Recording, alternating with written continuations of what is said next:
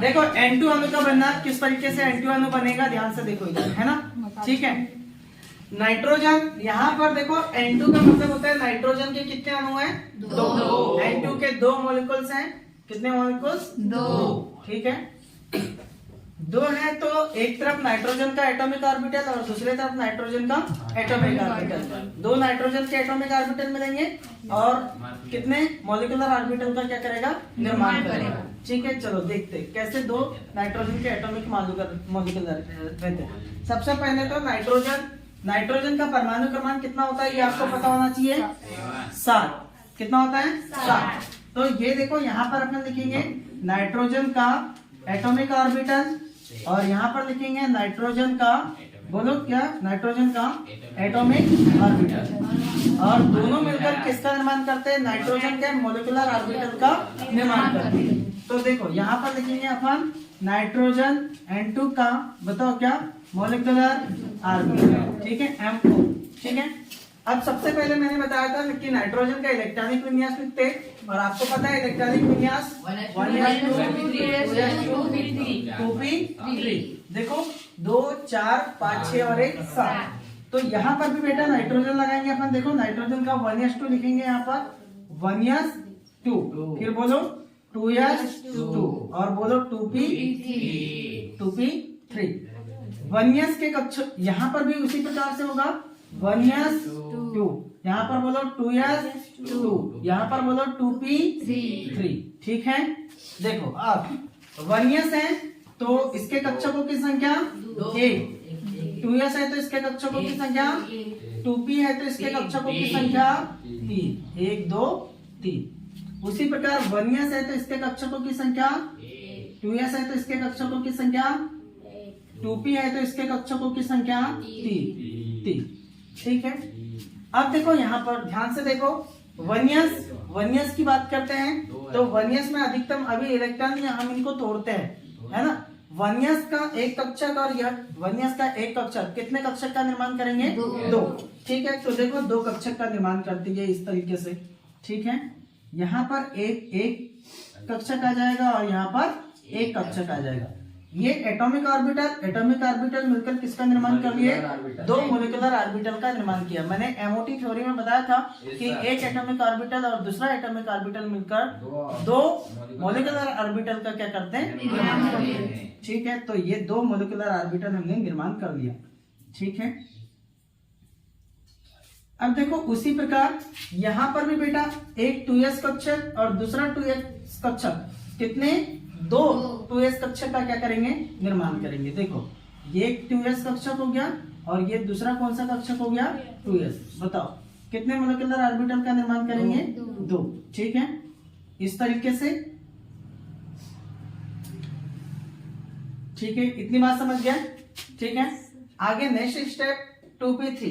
मैंने आप लोगों को कल एक कंडीशन बताया था कि अगर मान के चलो 2p3 और 2p3 इनमें इलेक्ट्रॉनों की संख्या 7 से कम है तो किस प्रकार से ऑर्बिटल टूटते हैं, 6 से, हाँ 6 हो या 6 से कम हो, और 6 से अधिक हो तो उसके लिए चीजें अलग होती है, ठीक है।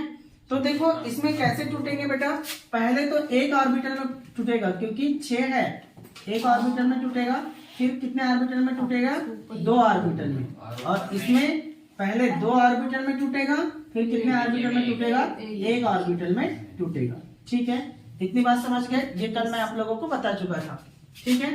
अब देखो यहाँ पर ध्यान दो, इस तरीके से हम इसको ऐड कर लेते हैं, यहाँ पर भी, यहाँ पर भी और यहाँ पर भी, ठीक है। अब हम लोगों को इलेक्ट्रॉन को भरना होता है, किसको भरना होता है, इलेक्ट्रॉन को। कैसे इलेक्ट्रॉनों को भरा जाता है, ध्यान से देखिएगा। ये 1s है तो यहाँ पर कितने इलेक्ट्रॉन है, 2, यहाँ 2s है, कितने इलेक्ट्रॉन है, 2, ये 2p3 है, कितने इलेक्ट्रॉन भरेंगे यहाँ पर, 3, तो 3 इलेक्ट्रॉन, 1 2 एंड 3। यहाँ पर देखिए बेटा 2 इलेक्ट्रॉन है तो कैसे भरेंगे, 1 और 1 2, 1 और 1 2, यहाँ पर 3 भरना है, 1 2 3, लेकिन क्रम उल्टा हो जाएगा। इसका क्रम कैसा हो जाएगा, 1 2 और बोलो 3। अब हमने जो नए मॉलिक्यूलर ऑर्बिटल का निर्माण किया, इन नए मॉलिक्यूलर ऑर्बिटल को नाम देंगे। ठीक है, क्या नाम देंगे?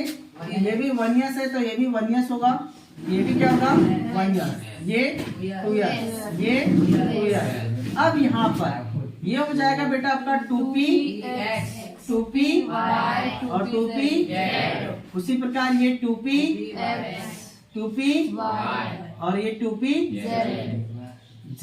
ठीक है, अब देखो आगे क्या कंडीशन होगी। अब हमको क्या काम करना पड़ता है, इलेक्ट्रॉन को भरना पड़ता है। यहाँ का 7 इलेक्ट्रॉन और यहाँ का 7 इलेक्ट्रॉन, कितने इलेक्ट्रॉन हो गए?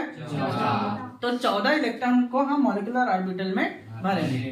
तो 14 इलेक्ट्रॉन कैसे भरेंगे? सबसे पहले इसकी ऊर्जा कम होती है। ऊर्जा का स्तर बताया था मैंने आप लोगों को कि ऊर्जा नीचे की ऊर्जा कम होती है और ऊपर की ऊर्जा अधिक होती है। तो ऊर्जा स्तर इस तरीके से होता है कि जिसकी ऊर्जा न्यूनतम होती है इलेक्ट्रॉन सबसे पहले वहां भरा जाता है, और जिनकी ऊर्जा अधिकतम होती है उसमें इलेक्ट्रॉन बाद में भरा जाता है। ठीक है, तो यहाँ पर 7 और 7 कितने इलेक्ट्रॉन हो गए? 14 इलेक्ट्रॉन। तो देखो बेटा 14 इलेक्ट्रॉन भरते हैं। 1 2 3 4 5 6 7 8, फिर 9 10 11 12 13 और ये बोलो यही होगा कंप्लीट। बाकी ऊपर इलेक्ट्रॉन है क्या? नहीं। ठीक है, अब हम इनको कक्षकों में इलेक्ट्रॉन की संख्या को प्रदर्शित करते हैं। देखिए किस प्रकार से करते हैं। ये हो गया 2, ये हो गया 2, यहाँ पर भी 2, यहाँ पर भी 2, यहाँ पर भी 2, यहाँ पर भी 2 और यहाँ पर भी 2। ठीक है, लेकिन यहाँ पर 0 0 और 0, समझ गए? ठीक है, अब यहाँ पर हम सिग्मा और पाई 1 की बात करते हैं। यदि चीजें सिंगल आती तो सिग्मा 1, यदि चीजें डबल आती तो एस कक्षक सिंगल है तो सिग्मा 1, पी कक्षक डबल है तो सिग्मा 1 सिग्मा 1 सिग्मा 1 सिग्मा 1। बताओ यहाँ पर सिग्मा 1, ये कौन सा 1, ये कौन सा 1, ये कौन सा 1, ये कौन सा 1 और ये कौन सा 1। ठीक है, अब यहाँ पर बात करते हैं अपन बॉन्डिंग और एंटी बॉन्डिंग इलेक्ट्रॉन के बारे में। बंधित युग्म और प्रतिबंधित युग्म। ठीक है, बॉन्डिंग का मतलब जो बंध निर्माण में भाग लेता है। ठीक है, बॉन्डिंग।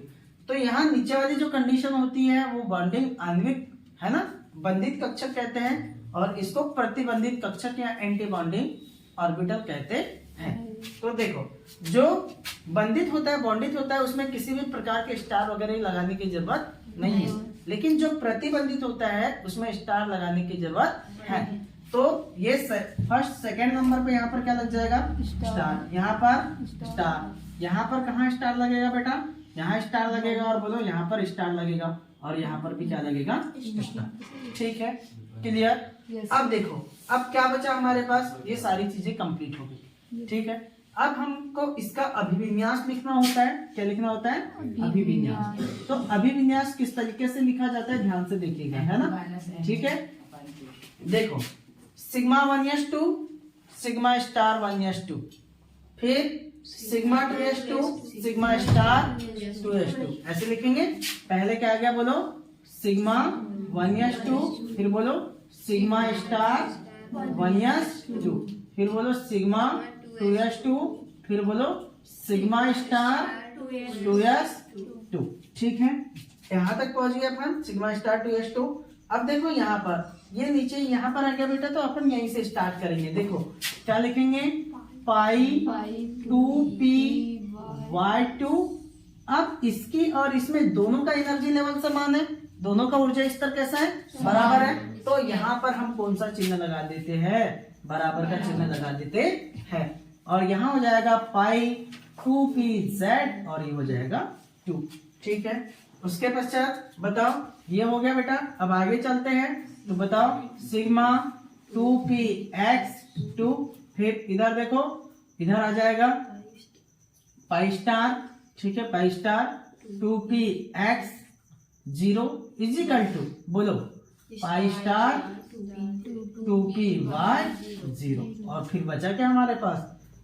सिग्मा स्टार 2pz और बोलो ये हो गया इसका अभिविन्यास। अब इसके हम आबंध कोटि के बारे में बात करेंगे। किसके बारे में? आबंध कोटि। आबंध कोटि क्या होती है मैंने आप लोगों को बताया, बॉन्ड ऑर्डर जिसको अपन बोलते हैं NB माइनस Na अपॉन में 2, इसको अपन बॉन्ड ऑर्डर कहते हैं। Bond order is equal to NB minus Na upon में बोलो 2, bonding electron minus anti bonding electron upon 2। तो आपको पता है जो नीचे के इलेक्ट्रॉन होते हैं बॉन्डिंग होते हैं और जो ऊपर के इलेक्ट्रॉन होते हैं वो एंटी बॉन्डिंग होते हैं। तो बताओ बॉन्डिंग इलेक्ट्रॉन की संख्या देखते हैं। चलो बेटा 2 2 4 5 6 7 8 9 10। तो बताओ बॉन्डिंग इलेक्ट्रॉन की संख्या 10 माइनस एंटी बॉन्डिंग इलेक्ट्रॉन की संख्या देखते चलिएगा 2 4 बस कितने 4 10 माइनस 4 अपॉन बोलो तो 6 अपॉन 2, 2 1 सा 2, 2 3 जा 6। तो बताओ बॉन्ड ऑर्डर कितना आ गया आपका? समझ में आया सभी को? तो इस तरीके से हमने कौन से अणु का बनना सीखा? एंटी अणु का बनना। ठीक है, अब आगे हम बहुत अलग अलग टाइप के यौगिकों का बनना सीखेंगे। ठीक है, क्लियर है ना? चलो नोट करो।